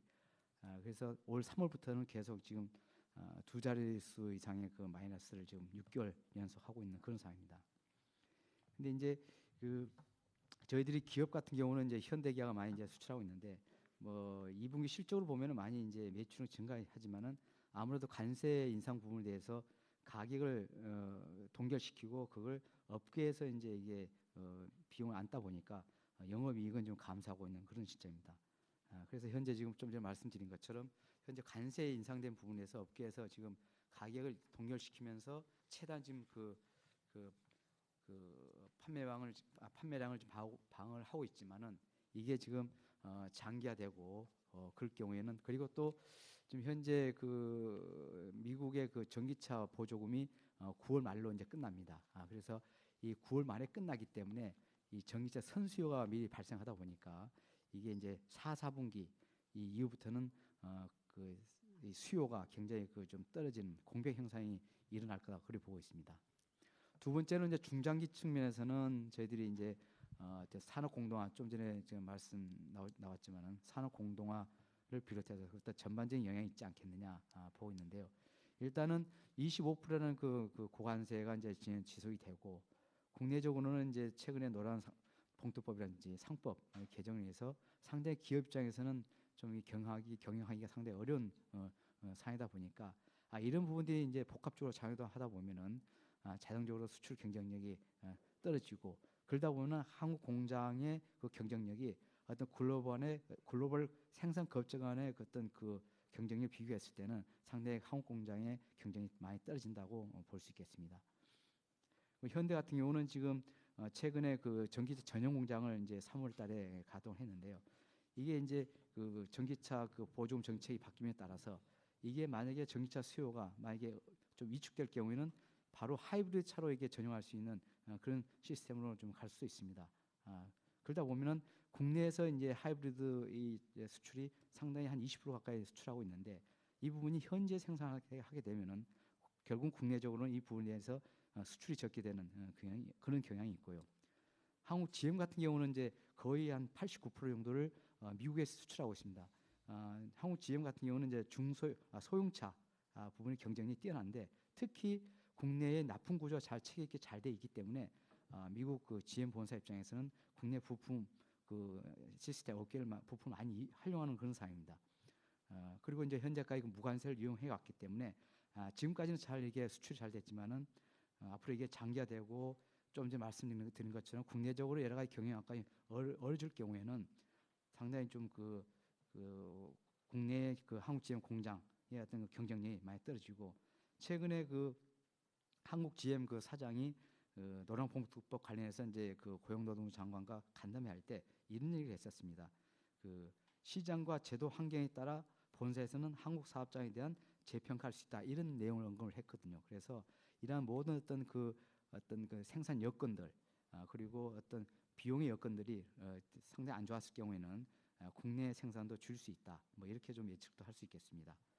부품업계 입장에서는 지금 관세가 부과될 경우는 이제 아무래도 수출 감소에 따른 매출이 감소를 할 것 같고요. 그 관세 부담을 또 일부 자기들이 부담하는 경우도 있습니다. 그래서 그에 따른 비용 증가, 그리고 현지화를 확대를 하게 되면은 그 현지의 투자 비용도 증가를 합니다. 그러다 보면 결론적으로는 그 영세한 중소기업 입장에서는 자금 외로 문제도 이제 발생할 수 있다. 그래서 결국은 저에게 수출 비중이 높은 그 미국의 수출이 위축이 될 경우에는 국내 생산이 감소됨에 따라서 산업 공동화가 오지 않겠나 그런 생각도 해볼 수 있겠습니다. 그래서 저희가 마지막으로 저희들이 뭐 애로미 건의사항을 좀 말씀드린다면은 좀 전에 말씀드린 것처럼 어떤 정부 차원에서 15% 관세가 빨리 적용될 수 있도록 지속적인 관심과 협상을 좀 건의를 드리고요. 뭐 전문 인력들 비자 문제 뭐 아까 발표도 하셨지만은 저희들이 대규모로 지금 투자를 하고 있습니다. 그런데 이런 최근에 그런 일련 사건으로 인해서 저희들이 그 인력을 갈 수 없기 때문에 가는데 애로가 있기 때문에 그런 어떤 그 전문직 취업 비자에 대한 쿼터 확대라든지 한국 뭐 전용 비자 신설 이런 등등의 좀 비자 문제 해결됐으면 좋겠다는 그런 내용을 좀 말씀드리겠습니다. 또 하나는 이제 그 저희들이 그 투자를 하면은 거기에 현지에 이제 기자재가 나가게 되는데 이 품목에 대해서도 관세를 부과됩니다. 그래서 어떤 그 산업용 기계라든지 공작 기계, 금형 이런 부분이 나가게 되는데 이런 부분에 대해서 좀 이게 무관세가 될 수 있도록 어떤 그런 좀 지원책이 좀 필요할 것 같습니다. 그래서 이제 결론적으로 말씀드린다면요, 저희들이 어차피 이제 그 미국 시장에 저희들이 자동차 수출 많이 하고 있기 때문에 관세로 인한 저희들이 여러 가지 그 수출 문제라든지 부품업계에 대한 그 어려운 문제들이 해결되기 위해서는 어떤 국내 생산력 기반이 좀 강화돼야 되겠다. 그래서 저희들 같은 경우는 그 미래차에 대한 그 국가 전략기술 활용 제품에 대해서는 국내 생산 촉진 세제를 좀 만들어서 지원을 했으면 좋겠다는 생각도 들고요. 그 다음에 미래차 분야에 대해서 그 시설 투자에 대해서 세액 공제도 많이 좀 해줬으면 좋겠다는 것을 좀 건의드리고 싶습니다. 네, 이상입니다. 네, 감사합니다. 우리 배터리 업계는 아마 그 산업 공동화 우려가 제일 큰 업계가 아닌가 이렇게 생각이 되는데요. 새로운 뭐 마더 팩토리 전략 이런 것도 그래서 뭐 세우시는 것 같고, 그래서 최종서 한국 배터리 산업회 상무님께서 말씀을 하시겠습니다. 한 7분 정도 말씀하시겠습니다. 박수를 맞아주시기 바랍니다. 예, 배터리 산업협회에서 말씀드리겠습니다. 저희 뭐 산업 공동화 관련해서 좀 말씀을 좀 드리고자 합니다. 그 2022년에 이제 미국 IRA가 시행된 이후에 우리 배터리 주요 기업들이 현지 생산 거점 확보를 위해서 미국 완성차 제조업체와 이제 합작 공장 형태로 해서 현지 투자를 대폭 이제 확대를 하고 있고 지금도 진행 중입니다. 이 일을 통해서 이제 미국 내 생산 능력은 굉장히 이제 확대됐지만 국내 투자는 이제 위축되는 상황이고 그에 따라서 이제 한국 내 산업 기반도 약화되고 고용도 이제 저해되는 그런 우려가 있고 앞으로도 뭐 그런 우려가 좀 있을 것으로 생각이 됩니다. 또한 이제 배터리 셀뿐만이 아니고 소재라든지 부품 장비 업체들까지 동반 진출하면서 국내 산업의 이제 생태계가 좀 공동화될 수 있다. 그래서 지금이 바로 정부에서 이런 부분에 좀 해소하기 위해서 각별한 관심이 필요할 때다 이렇게 보여지고요.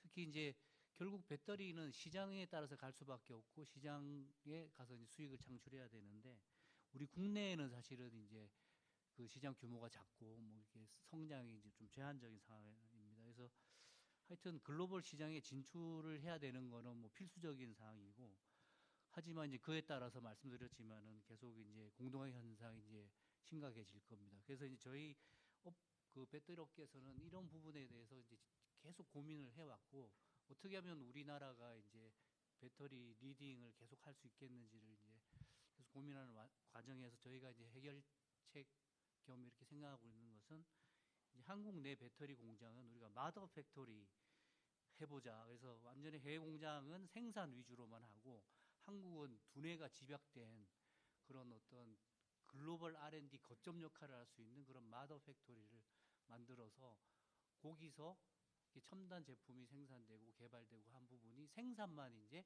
그 외국에 가서 하는 그런 이제 기능을 하는 그런 걸 해보자. 그래서 뭐 편하게 마더 팩토리라고 얘기하지만 이건 궁극적으로 이제 글로벌한 R&D 거점을 우리 한국 내에 주는 그 전략으로 가면서 그 시장에 있는 현지에서는 이제 생산만 하는 그런 전략으로 가보자고 생각을 하고 있고요. 그래서 마더 팩토리 부분이 이제 차세대 배터리 기술이라든지 새로운 공법, 뭐 공정을 혁신적으로 단축시킨다든지 그런 부분들, 시제품 제작이라든지 뭐 테스트 베드 같은 그런 것들, 그다음에 품질 표준 관리, 뭐 글로벌 생산의 어떤 컨트롤 타워를 할 수 있는 그런 걸 마더 팩토리로 할 수 있고, 또한 이제 전문 인력 양성을 그걸 중심으로 해서 이제 할 수 있겠다 이렇게 이제 그 생각을 하고 있습니다.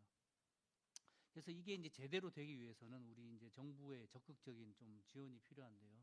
크게 이제 세 가지 정도로 좀 말씀드리고자 합니다. 처음 우리 자동차 모빌리티 협회에서도 말씀을 주셨는데, 첫 번째가 이제 첨단 전략 산업 국내 생산 촉진 세 공제를 도입해야 된다는 것입니다.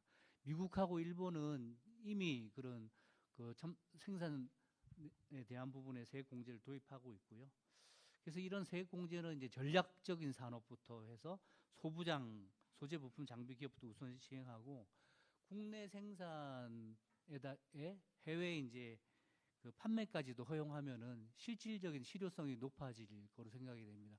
국내 생산하고 국내에서 판매되는 것만 준다고 하면 사실은 이제 대부분이 소부장 업체도 마찬가지 해외 쪽이 더 많거든요. 그러니까 시장이 이제 그쪽에 있으니까, 그래서 이게 해외 판매까지 좀 확대를 해서 그 국내 생산 촉진 세액 공제를 도입할 필요가 있다. 이렇게 되면은 이제 아까 마더 팩토리 전략이랑 그 공동화 방지가 좀 해소가 되고 국내 일자리 창출에도 좀 기여가 될 수 있다 이렇게 볼 수 있습니다. 두 번째는 이제 기술 초격자 확보를 위한 R&D 투자 강화입니다. 사실 지금 뭐 자동차도 있고 반도체도 있고 하지만 디스플레이도 있고 배터리 분야에 대해서 실질적인 투자액이 우리나라 그렇게 많지가 않습니다.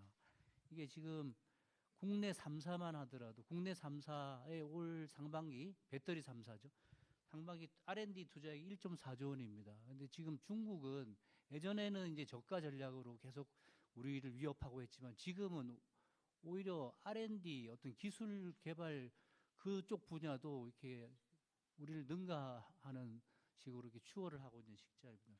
그 이면에는 이제 중국 CATL이 상반기에 배터리 3사가 1.4조 원이라고 제가 말씀드렸는데 2.7조 원을 CATL 한 회사에서 세 군데 합친 데보다 더 많이 투자를 했고, 정부 지원도 뭐 계속하게 하면서 R&D를 강화를 하고 있습니다. 그래서 저희가 우리나라가 이제 중국의 10분의 1 정도밖에 안 되는데, 이게 이제 배터리는 앞으로 반드시 이제 갈 수밖에 없는 산업이거든요. 전기차뿐만이 아니고 로봇도 있고, 뭐 UAM이라든지 AI 데이터 센터의 백업 전원으로서 ESS 이런 배터리가 필수적으로 쌓이고 반드시 가야 할 사업이기 때문에 이거를 실기하게 되면 안 되니까 그런 부분에 대해서 R&D 예산 확대하는 게 정말 절실하게 필요하다 이렇게 생각이 됩니다. 그래서 직접 환급 뭐 이렇게 생산세 공제 더불어서 R&D 투자도 이게 직접 환급하는 식으로 해서 그걸 뭐 법인세 감면하는 게 아니고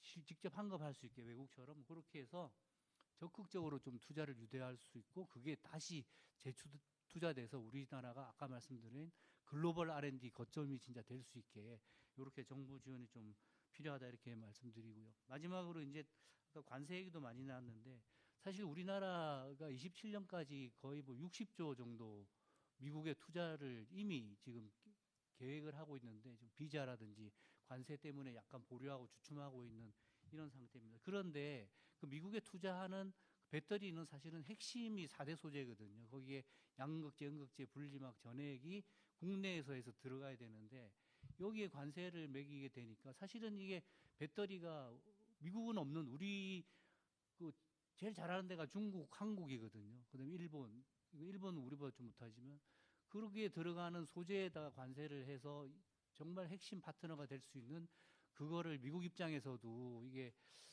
좀 확대하는데 이제 불리하다 해서 아까 뭐 자동차 모빌리티 협회도 말씀해 주셨는데 그런 4대 소재 분야 미국에 투자한 우리나라 기업들이 쓰는 소재에 대해서는 관세를 진짜 좀 예외를 될 수, 그게 결국 궁극적으로 미국한테도 좋은 거라는 거를 좀 이렇게 정부 측에서 잘 좀 설득을 해서 그렇게 됐으면 하는 바람입니다. 이상입니다. 네, 감사합니다. 그 반도체는 뭐 모든 산업의 쌀이 돼버렸는데 이제 뭐 인력 고급 인력의 미국 이동도 중요하고 그런데 최근에 특히 각종 규제하고 관세 압박이 반도체 분야에 몰리고 있는 것 같습니다. 그래서 안기현 반도체 산업협회 전문인께서 7분 정도 말씀하시겠습니다. 박수로 맞아주시기 바랍니다.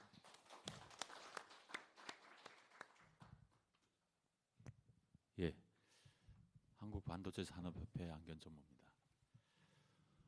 반도체를 놓고 한미 관계를 말씀을 드리면 미국은 반도체 종주국입니다. 반도체를 처음 개발했고 반도체 산업을 처음 태생을 시켰고 지금 70년간 반도체 산업을 주도하고 있습니다.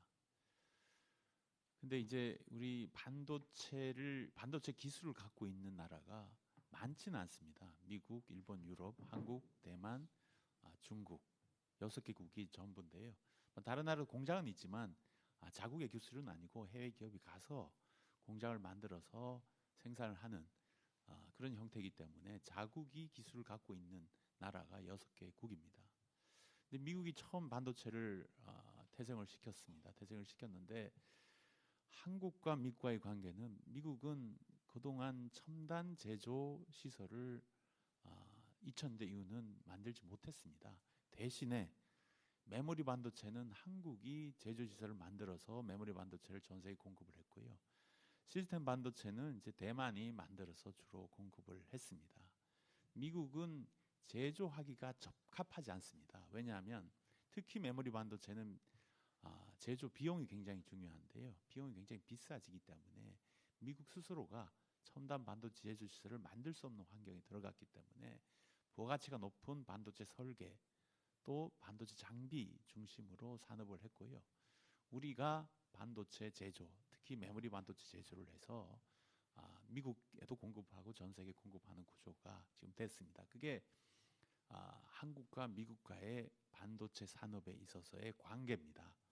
상당히 좋은 관계입니다. 협력의 관계이기 때문에. 그래서 우리 반도체를 시작한 게 50년 됐는데 50년 동안 한국과 미국과의 반도체 산업을 놓고의 관계는 아름다운 동맹 관계였다라고 말씀을 드리고 싶습니다. 근데 최근 와서 이제 많이 바뀌었죠. 왜냐하면 미국도 제조실을 짓자 해서 한국 또는 대만의 기업이 가서 미국의 반도체 제조시설을 짓습니다. 그래서 미국의 반도체 제조시설에 투자. 그리고 또 하나는 이제 최근에 들어서 관세 이슈. 또 하나는 영향을 받는 게 중국의 규제입니다. 중국 규제 때문에 우리도 영향을 받는데요. 큰 이슈가 이제 3가지 이슈가 있는데요. 특히 이제 반도체 제조 시설에 대한 투자. 미국은 반도체 제조하기가 쉽지 않은 환경임에도 반도체가 워낙 중요해졌기 때문에 자국에서 반도체를 만들고 싶어 합니다.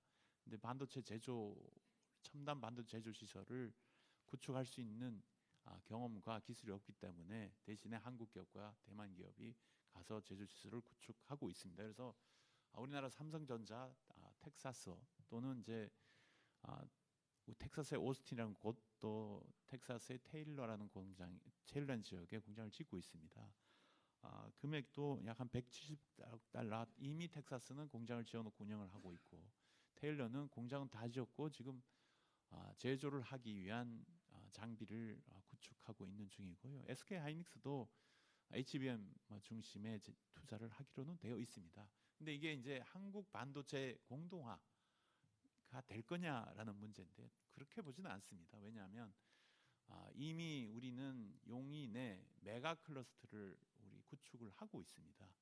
하이닉스의 제1공장이 지금 짓고 있습니다. 내후년부터는 거기서 생산을 시작할 예정이고요. 이게 2042년까지 10개 동을 짓게 돼 있기 때문에 이게 전 세계적으로 꼭 이 같은 면적에 가장 많은 반도체 생산을 하는 집적지가 될 겁니다. 이제 그렇기 때문에 뭐 미국 투자 때문에 공동 현상은 발생하지 않을 걸로 보고요. 미국에 투자하는 것은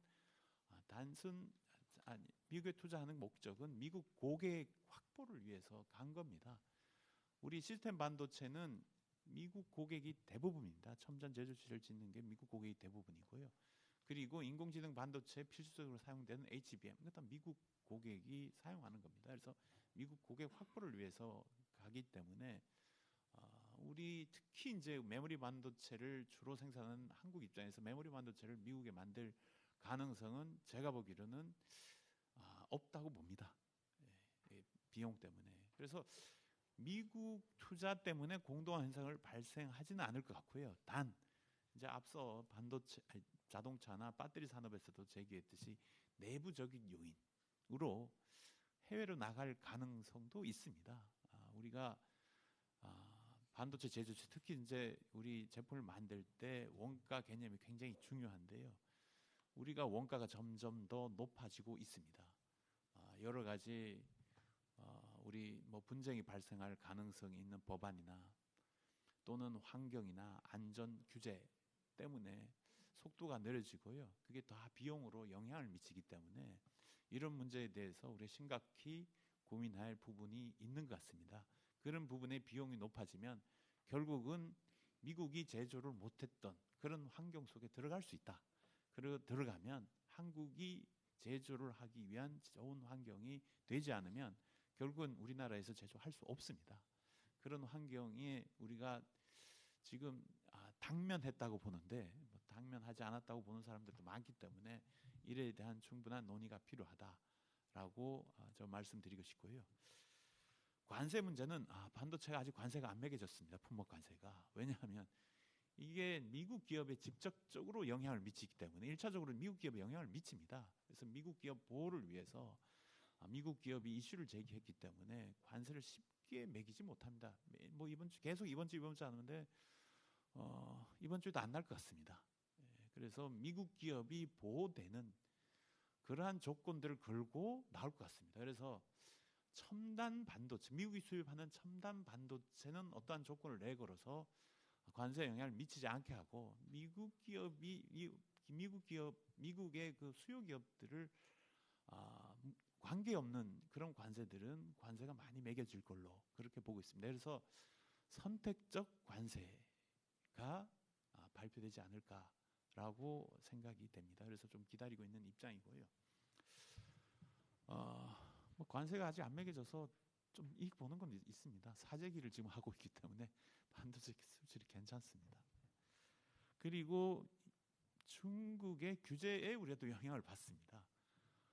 우리 VEU라고 우리나라의 이 중국에 있는 공장이 중국의 수출 통제에 예외적으로 되어 있습니다. 그런데 얼마 전에 예외를 철회를 했습니다. 그래서 중국 내에 있는 중국 기업과 같은 수출 통제를 받는데요. 이게 사실은 누구한테 좋은 건가? 아마 이렇게 해서 우리나라의 중국 공장이 이러한 규제로 인해서 늦어진 거다. 또는 생산성이 떨어지면 중국 기업이 혜택을 보지 않을까? 왜냐하면 중국 기업이 같은 걸 만드는 회사가 있는데 기술적으로 조금 떨어지기 때문에 우리가 중국 시장에서 그나마 점유를 하고 있는데요. 우리가 늦어지면 중국이 빠른 속도로 오면 중국의 메모리 반도체의 우리 기업이 성장을 하게 되어 있습니다. 그래서 그런 부분에 대해서 양국이 인식을 하고 제도를 만들었으면 좋겠고요. 대신에 미국에서 VEU 철회를 하는데 대신에 일괄적으로 허가를 해주겠다. 개별 단위 허가에서 일괄적으로 허가를 해주겠다는 얘기가 나오기 때문에 상당히 긍정적으로는 보고 있습니다. 그리고 비자 문제 저희도 걸리는데요. 이게 일하는 사람들 못 가게 하면 결국은 늦어집니다.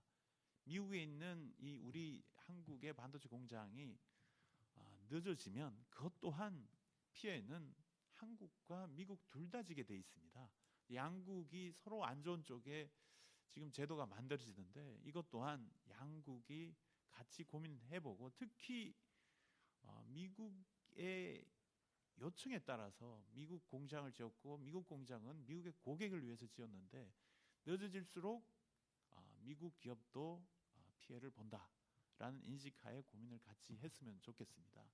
결국은 이제 지금까지 한국과 미국의 반도체 관계는 동맹 관계였고 협력 관계였습니다. 근데 이것이 경쟁 관계나 불편한 관계가 되면 한국과 미국이 같이 피해를 본다. 그러면 여기에서 우리 미국이 이 중국을 견제하는데 그 견제가 오히려 영향이 없어질 수 있다. 중국의 성장에 도움이 될 수 있다. 이런 관점에서 한국과 미국은 그런 관점에서 좀 여러 가지 제도를 봤으면 좋겠다라는 생각으로 마무리를 하겠습니다. 감사합니다. 감사합니다.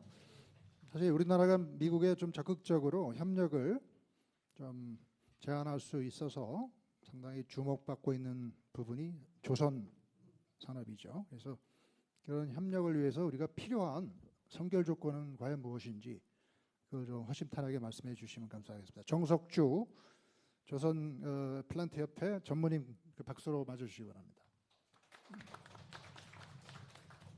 예, 한국조선해양플랜트 정석주 전무입니다.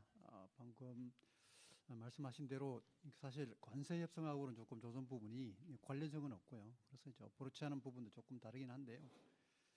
뭐 신문이나 언론에서 많이 보셨다시피 지금 각 조선소들이 뭐 현지 투자를 하겠다고 지금 발표를 하고 있는데요.